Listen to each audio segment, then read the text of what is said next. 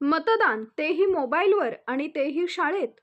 जालना जिल्ह्यातील एका शाळेनं असा प्रयोग केला आहे ज्याची आता सर्वत्र चर्चा सुरू आहे.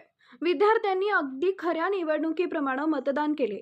बोटावर अमिट शाई लावली, मतदार ओळखपत्र तपासले गेले आणि काही क्षणातच निकालही जाहीर झाला. नेमका काय आहे हा भन्नाट प्रयोग पाहूया. आमचे पारडगाव येथील प्रतिनिधी सय्यद नसीर यांचा हा खास रिपोर्ट. जालना जिल्ह्यातील घनसावंगी तालुक्यातील पारडगाव येथील लालबहादूर शास्त्री हायस्कूलमध्ये इयत्ता 9वीच्या वर्गप्रतिनिधींची निवडणूक यंदा पारंपरिक पद्धतीने नव्हे तर ईव्हीएम मोबाईल ॲपच्या माध्यमातून घेण्यात आली.